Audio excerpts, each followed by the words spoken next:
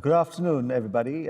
My name is Professor Rajiv Jalan. I'm from UCL in London, and I've got Professor Paolo Angeli here, who is from Padua in Italy. And we're going to do a debrief of ILC2016. And we're going to be addressing mainly the clinical advances in cirrhosis complications that we have seen at ILC2016. And we're really going to focus on 5 really interesting topics which were discussed here, focusing on complications of cirrhosis, the use of beta blockers in cirrhosis, new approach to prevention of SBP in patients with cirrhosis, and then we end up with talking a little bit about acute and chronic liver failure. Would you want to start with the Ascites story? Okay. So we will move from refractory ascites because this morning you, Rajiv, have presented the final result of this very important controlled clinical study comparing alpha pump versus large volume paracentesis in the treatment of refractory or recurrent ascites in patients with cirrhosis. You know, it is important because beyond large volume paracentesis, for the management of refractory ascites, we have only liver transplantation, TIPS, but all the patients with refractory ascites can be candidate to these procedures. So Rajiv presented the result of this controlled clinical study comparing alpha pump versus large volume paracentesis. What is it, alpha pump? It is a system with a pump that is placed in the abdominal wall, that is connected with 2 catheters. One is placed in the peritoneal cavity, the other one into the bladder. The pump is charged by a wireless charger, and there is a pump programmer. So you can decide how much ascitic fluid the patient will eliminate during the day with the urine. Well, you know, the baseline features of the 2 groups, one randomized to alpha pump and the other to the large volume paracentesis, were quite the same. And the results are quite positive in the sense that the need of paracentesis was dramatically reduced with the alpha pump compared with large volume paracentesis, 0.2 versus 1.4 per month. And the survival was the same. And the adverse effects were similar. I know that there is a trend toward an higher prevalence of AKI in patients who were treated with the alpha pump. But only 1 episode of AKI, if I'm correct, yes, was irreversible with the treatment. That's right. Then there were some device-related adverse effects that require a new surgery for the replacement or the reposition of the catheter. And finally, there were no significant change in the lab feature between the 2 groups except for albumin. But of course, patients who were randomized to large volume paracentesis received a lot of albumin during the follow-up. So what do you think it will be the role of this device in the management of refractory ascites? Well, you know, we have not had any new advances in the treatment of ascites since 1994. Which is when the first trial of TIPS was done. So therefore, this really represents a new way of thinking. And this is really the first randomized trial, and we wait for the results of the quality of life. We wait for the full results of the nutritional status. And from what I've seen, I think it's very promising. But I think we'll have to administer albumin together with pump insertion, like we use albumin for large volume paracentesis in the future. So I think it's a lot of promise, but we wait for the final results in a few weeks' time.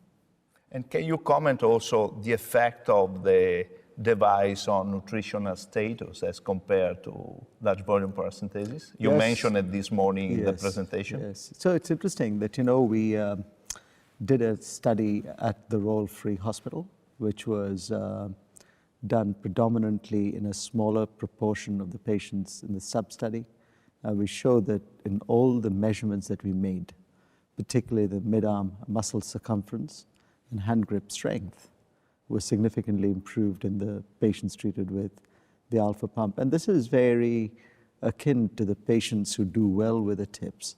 One of the beneficial effects we saw with the TIPS patients was nutrition. So I'm very hopeful that this will become a treatment which will stay in the future. But there are many, let's wait for the final results. Yeah, we will see.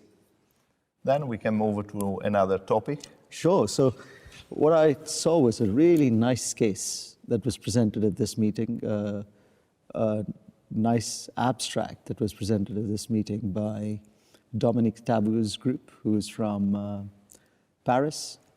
And what she did was, for the first time, use glycerol phenylbutyrate, which is a drug, which is an ammonia scavenger. But the study sample is small. There are only 19 patients in each of the groups. These patients are in the intensive care unit with quite advanced grade of encephalopathy. Glycerol phenylbutyrate is essentially a drug that can capture ammonia. It's like an ammonia scavenger and remove it in the urine. But it provides the proof of concept, firstly, that ammonia is very important in the pathogenesis of hepatic encephalopathy. And what they showed was that this drug effectively reduced ammonia concentration. And very much more importantly, this was associated with improvement in the encephalopathy grade of the patients, which is very significant. So in this group of patients, we don't have a treatment at the moment apart from lactulose and gut cleansing. But this gives you another approach that might become useful in the future with better clinical trials. Yeah. Did they check also for some markers of inflammation or not? No, so that's very interesting. So they did not, but I would have thought that if you reduce ammonia, you may well impact on reduction of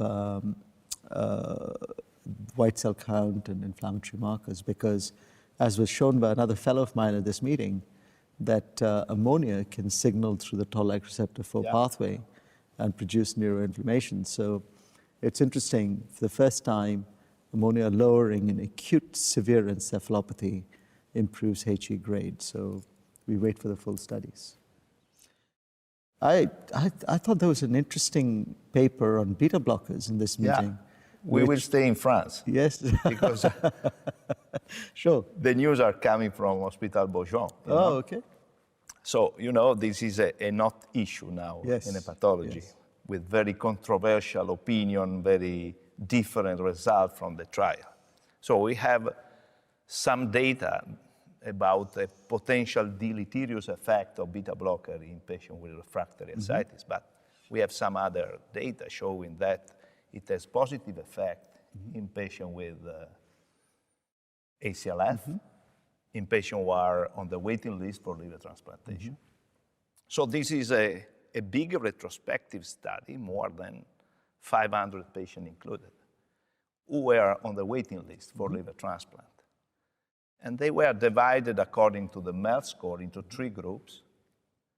Group 1 with a MELD equal or below 15. Group 2 with a MELD between 16 and 25. And group 3 with a MELD higher than 25. Then they looked for cardiac dysfunction. Mainly, they looked at systolic dysfunction by means of right heart catheterization. So looking to the left ventricular stroke work index. That is a parameter of systolic dysfunction. And they found that the prevalence of systolic dysfunction is around 35%, and equally distributed among the 3 groups. But in patients with a MELD higher than 25, the degree of systolic dysfunction was more severe, and it was further worsened by the administration of beta blockers. Okay.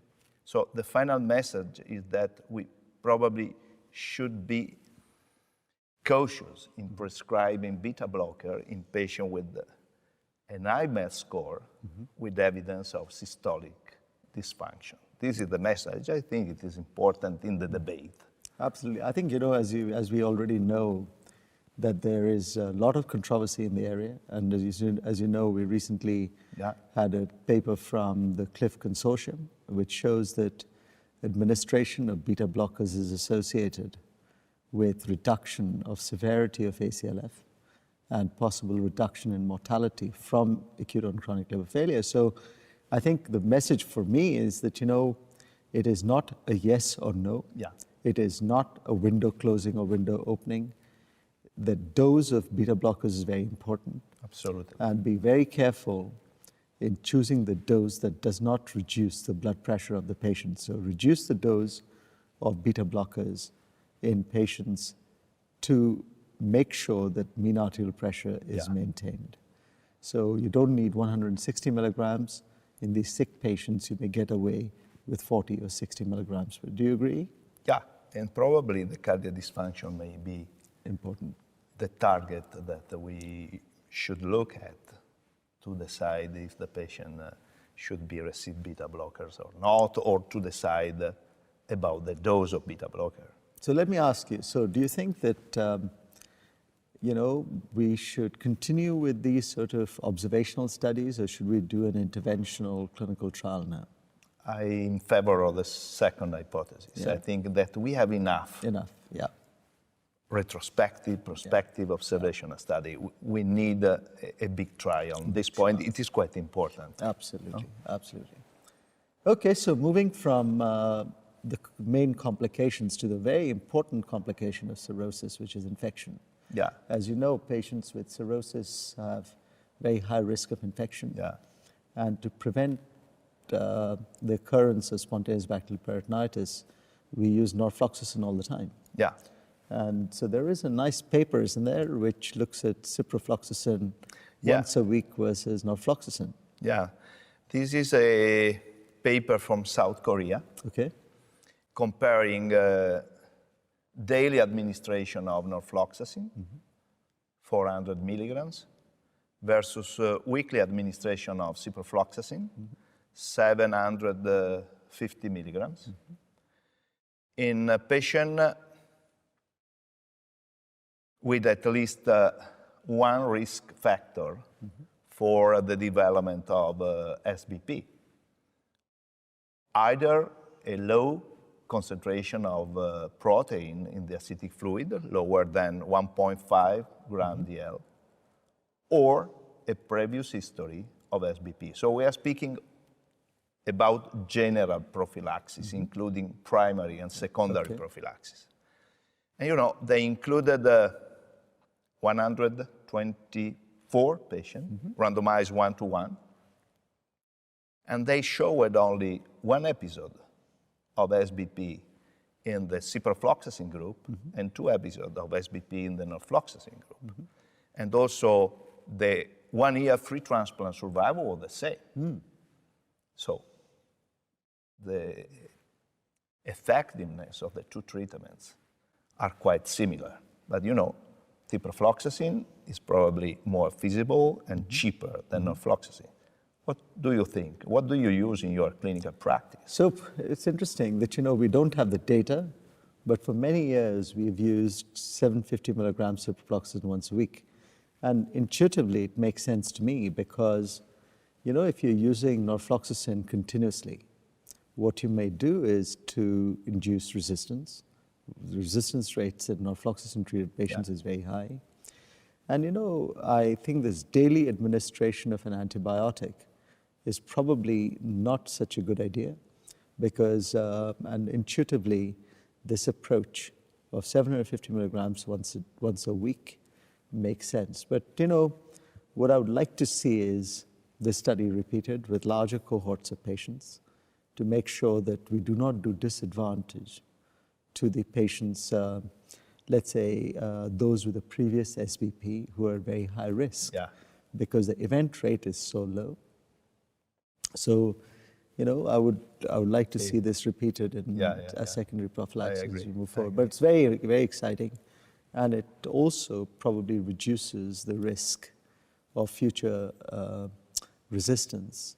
Emergence of resistant strains. Which is a big problem across the world. Yeah, a huge problem. Okay, so there was another paper that which I thought was interesting about targeting of apoptosis as a treatment for cirrhosis. It is a small study, but I think it is very important as a proof of concept, because you know very well that in patients with cirrhosis there is inflammation, there is apoptosis. So this is a study coming from US, and they included 86 patients that were randomized 1-to-1 to receive a placebo or pan-caspase inhibitor, emricazan. Do you know it? Yes, we did a study in acute and chronic liver failure patients, which we reported last year. Yeah. So patients randomized to the pan-caspase inhibitor received 25 milligrams twice a day. The patients were checked after 3 months. They looked at some markers of inflammation, so ALT. They looked at some markers of apoptosis, of course, so caspase cleaved cytokeratin 18, and the other parameters was caspase 3 and 7 activity. And they showed a significant reduction of the parameters of inflammation and apoptosis in patients randomized to emricazan. But they were not able to show a significant reduction in the MELD and in the CTP score, except those with a MELD higher than 15, in whom there was a trend where a greater reduction of the MELD score and also the CTP score as compared to the placebo group. Which is your experience? Well, in our hands, in patients who are very sick, who have got advanced ACLF, the beneficial effects are very limited. And although we showed a reduction of the M30 component at the high doses, it is interesting we did not show any change in the ACLF grade. And the reason for that is very important to consider, because pathophysiologically we think acute and chronic liver failure may be associated with mixed cell death, where there is a lot of evidence of necrosis, and there is also apoptosis with perhaps some necroptosis going on as well. So a purely caspase inhibitor may not be as beneficial as we might have thought. So maybe in earlier stages, like in cirrhosis, maybe apoptosis is playing an more important role, but I've not seen very good data showing that it's a purely an apoptotic cell death that's going on. So it'd be nice to see some more studies. With some combination of agents. Yeah. So, in addition to these things that we presented, these 5 abstracts we presented, there are probably another 100 to go through. Yeah, but we have no time. We have no time. But the interesting thing is that there are many, many basic papers that were really interesting. Yeah. There is the description of a new FXR agonist. Yeah. There is a description of a new guanylate cyclase stimulator. There is a new approach to a bioartificial liver, which is associated with a combination of the hepatocytes co-cultured with endothelial cells, which maintains these in culture much longer. Yeah. And the advances that we've heard at this meeting really makes me believe, or start to believe, that we will find some new solutions for this dreadful complication of cirrhosis that we deal with every day and is killing our patients. So I would just like to conclude by thanking you, Paolo, and thanking ILC for this excellent of course. meeting. was a great opportunity Good, for good. us. Yeah.